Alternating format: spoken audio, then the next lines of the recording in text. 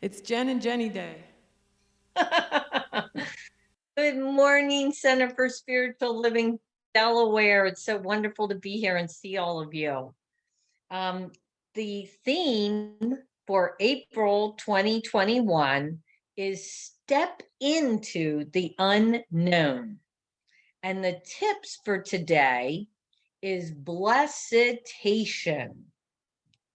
Dr. Ernest Holmes wrote, "The one encompasses and flows through all, spilling itself into numberless forms and personalities. I and the Father are one," means exactly what it says. We dare not ever look outside of our own being for our good, but we must ever look upon ourselves as that center from which God is flowing, an instrument through which the good of God pours out into the world. That is from Goldsmith, practicing the presence. And finally, let's all read together this beautiful affirmation. Everything in my life welcomes a realization of spirit. Whew. And now, love to bring back our beautiful, radiant, beneficial presence, Reverend Dr. Kathleen Johnson. Thank you, Jenny. Oh, with such enthusiasm. I love it. And those are gorgeous, gorgeous quotes, aren't they? So I just a great way to start this message that I'm offering today. But first, I want to honor Earth Day. And, it's coming up this Thursday, the 22nd. So, Michelle, I have a question for you. Yes. What does Mother Earth get on Earth Day? A lot of love. An Earth Day quake.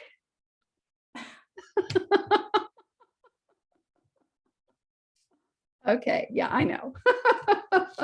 Tom, that one's for you. Yeah, exactly.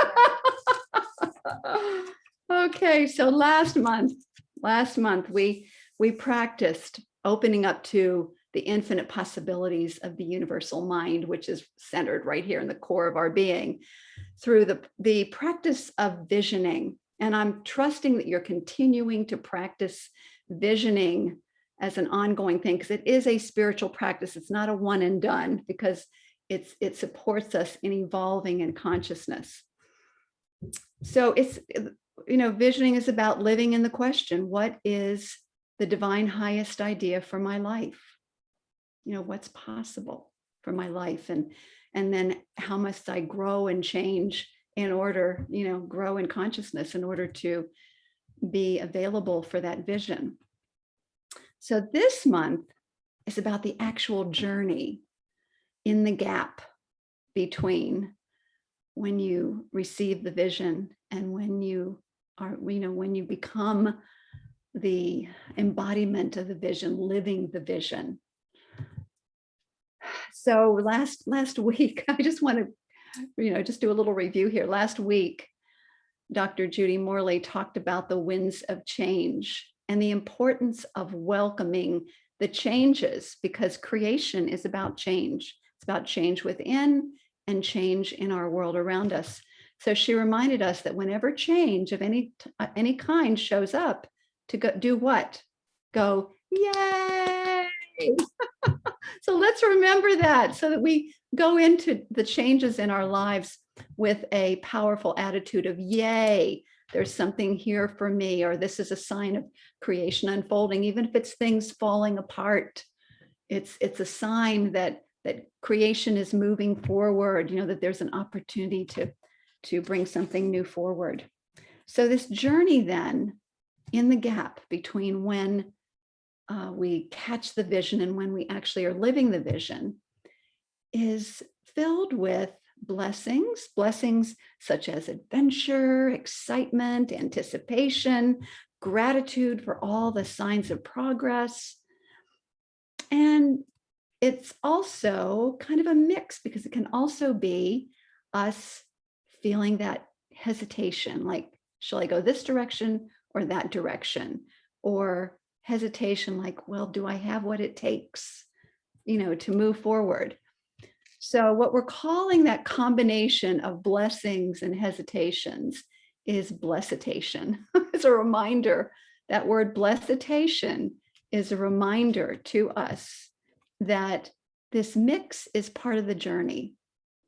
It's the joy of watching things manifest, and it's also the hesitation that we feel when we bump into those inner roadblocks that look like external roadblocks.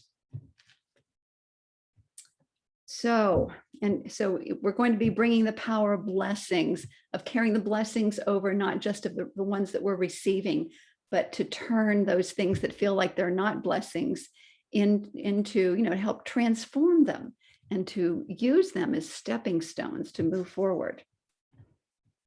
So if we are to awaken to our divine magnificence, if we are to discover our divinity by using our creative power, the creative power of thought, to create a life that we enjoy within a world that works for all, a life that works for us within a world that works for all, then it's important that we understand and embrace that the journey involves bless-itations, the blessings and the hesitations. So here's a beautiful illustration, and I think this also fits in well with a season for the Earth and for Earth Day that's coming up. For the last 50 years, and this is an article I read in Optimist Daily, by the way, and I did a little more research on it. But for the last 50 years, a significant portion of the Navajo Nation's income came from the coal industry. And so what's been going on recently, right? We've been transitioning away from fossil fuels, and coal being one of the prime things that we're moving away from, and transitioning into clean, renewable technologies. You got it? Okay, there was a little challenge with my people hearing me maybe. Okay, let me return. So with the transition to clean renewables, renewable technologies, there have been a lot of things going on the planet, and in the Navajo Nation, this is also the Hopi Nation.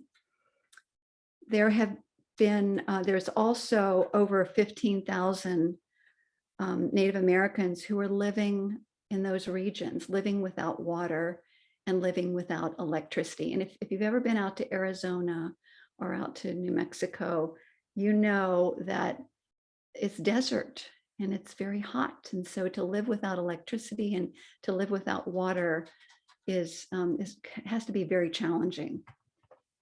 So two Navajo women who have amazing credentials. One of them is Walia John, who is, she has a very important government position at this point in the Department of Energy.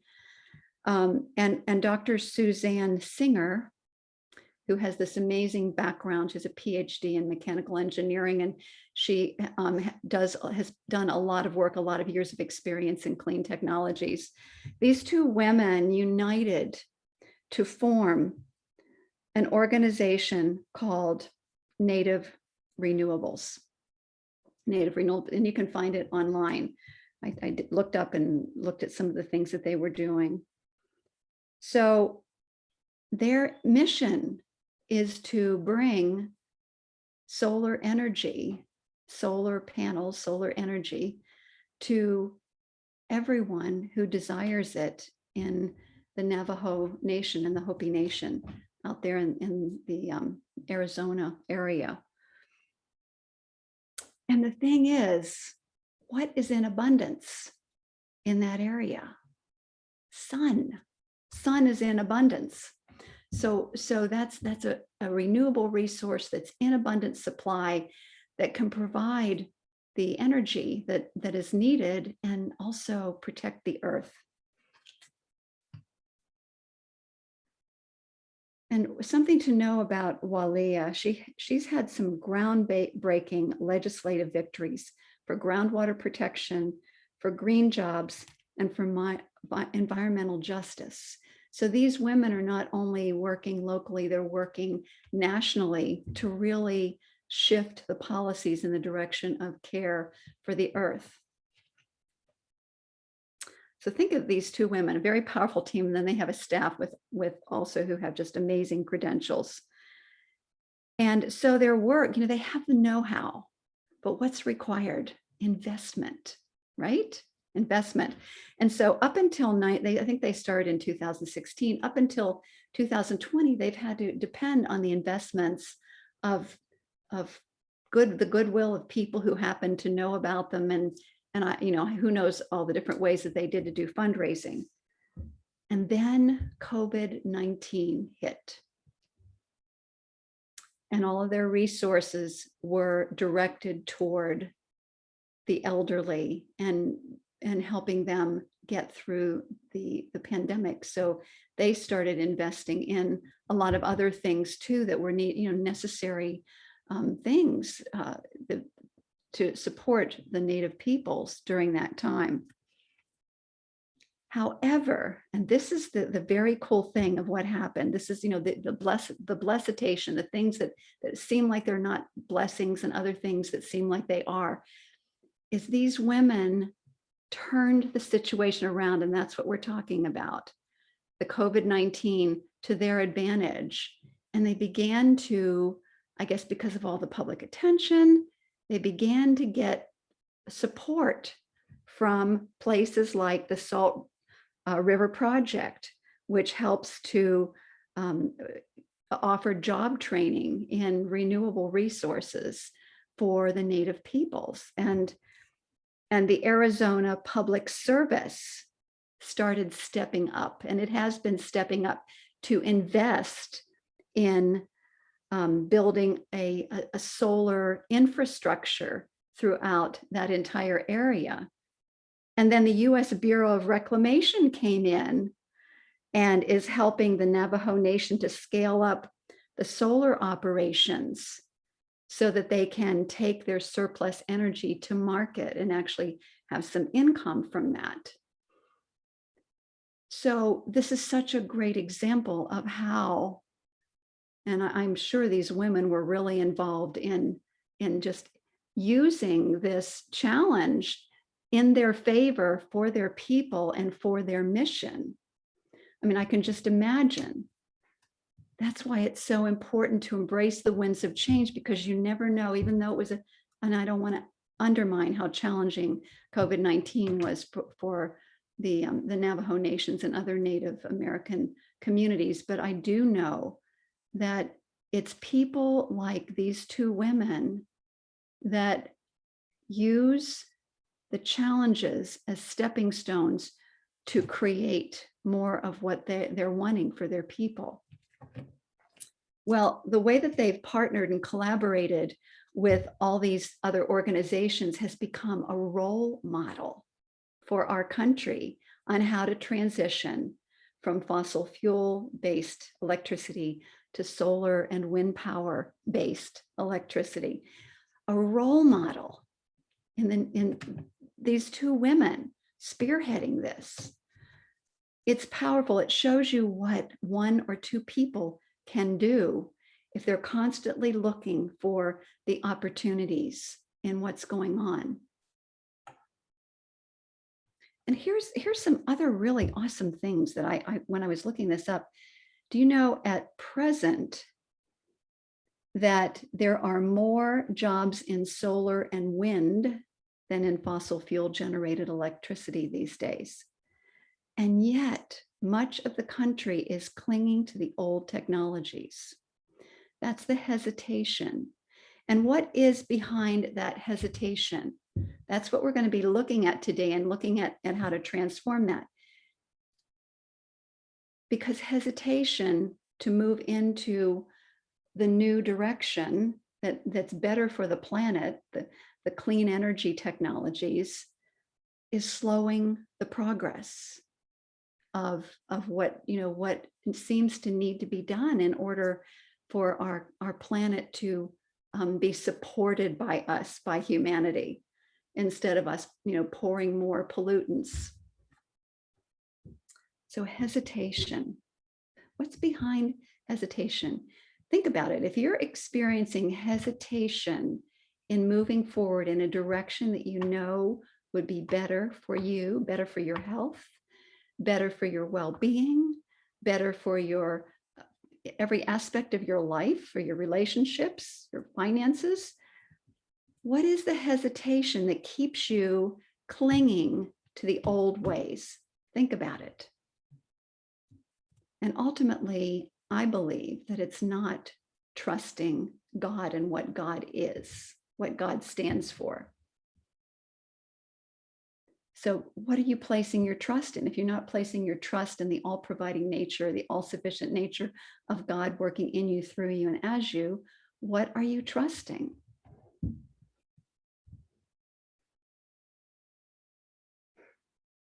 Are you trusting your fears and worries and doubts? Probably so. And you know what they say about worries?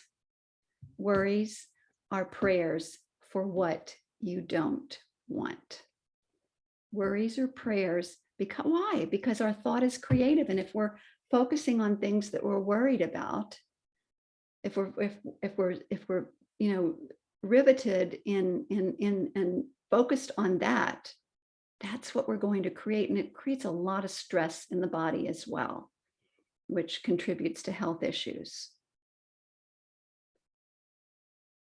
So hesitation then is a signal that you're bumping into a limiting belief.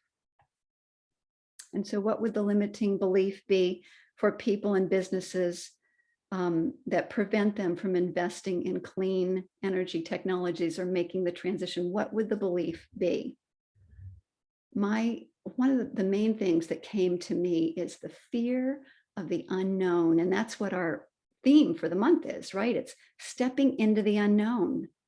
So if you have a fear of the unknown, there's a tendency to just want to, okay, I just want to stay in this little box of what I know, that in my comfort zone. Like, I'm just going to stay here in my comfort zone. And of course, we know that's not how progress takes place. That's not how evolution in consciousness takes place.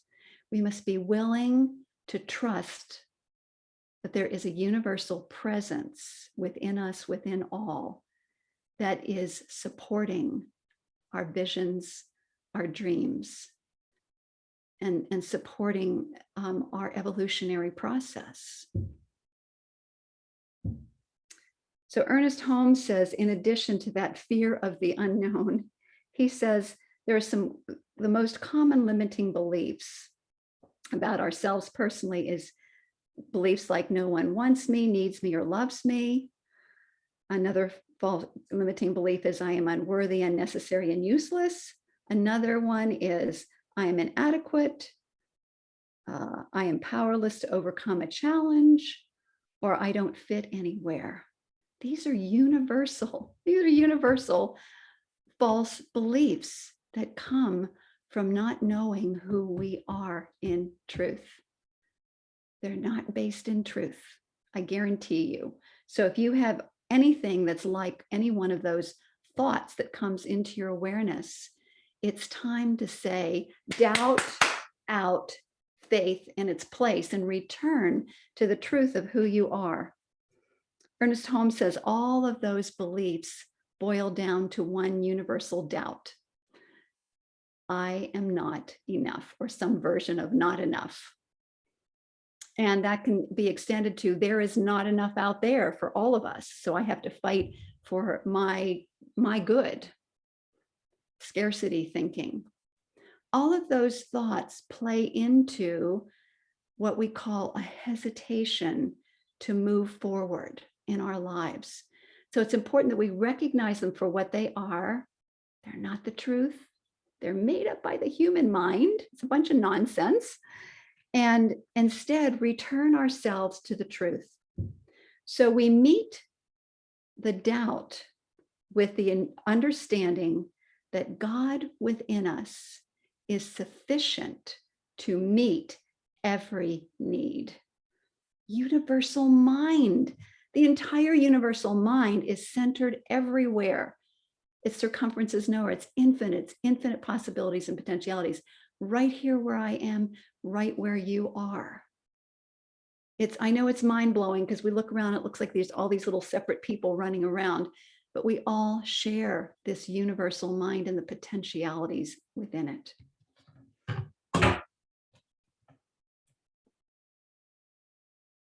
So cultivation of faith is what it's all about. Faith in this truth and the all-sufficiency of the divine within us to meet every need. So let's think about an example of this. And this is where you can bring your art of blessing. You can turn a hesitation around with a blessing. Let's say you get a new job and you've been praying, you've been envisioning this new job that is your dream job, and you finally get the job.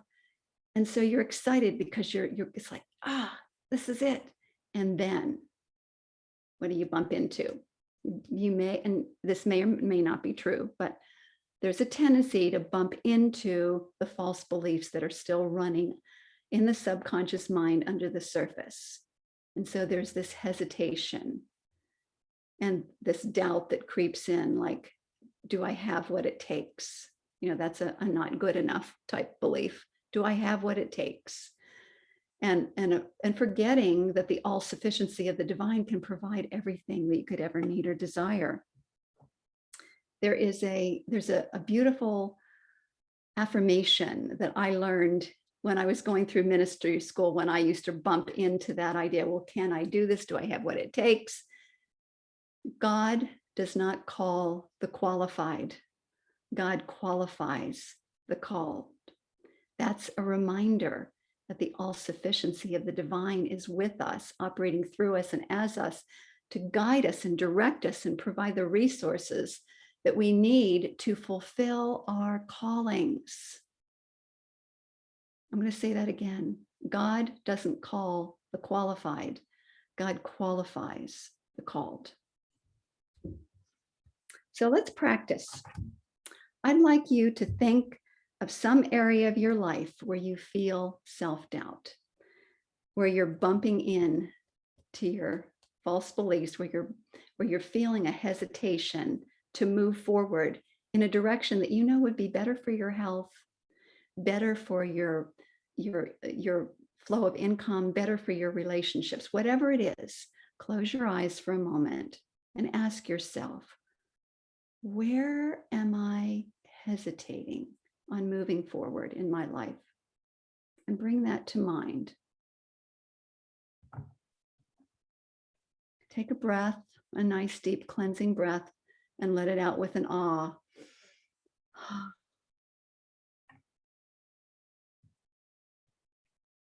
And so let's do the famous action for doubts. So we're going to do this. Everybody ready? Doubt. Out. Faith in its place.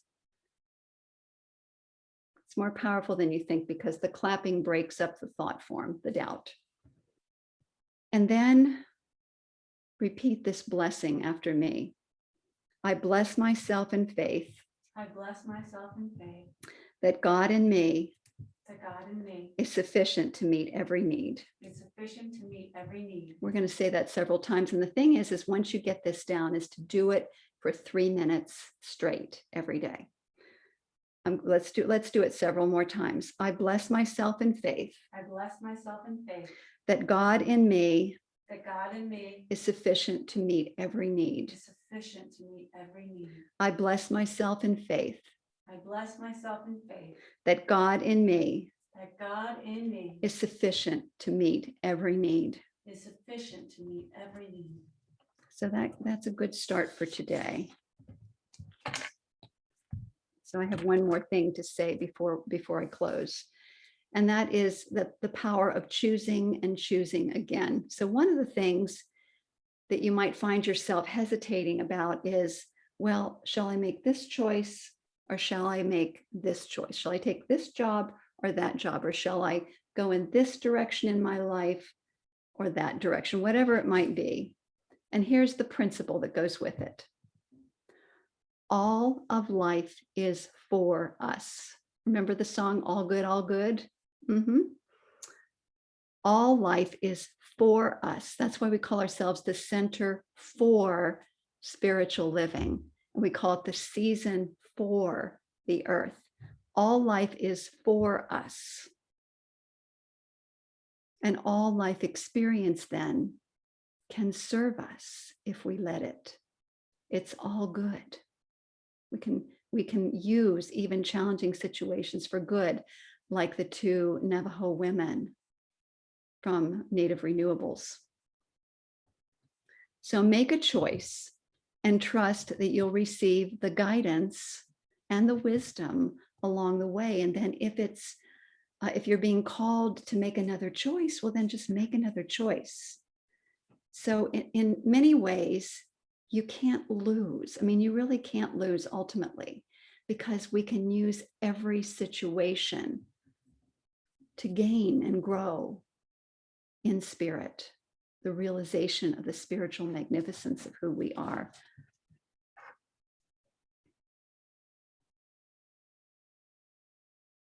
So you are a center of divine operation, my friends, through which the love, the intelligence, the wisdom of God flows, the creativity of God flows. Your job is to direct the flow in the direction of creating a life that works for you, and to join with others like we do in the spiritual community to co-create a world that works for all. Remembering that since God is for you, bless-itations, we're welcoming it all. You know, like Rumi said, welcome it all. The bless-itations, the blessings and the hesitations are all for you, to support you in your evolutionary process, to realizing spirit, to awakening to your divine magnificence. And so let's just welcome that in with a powerful yes, and so it is. Namaste, my friends.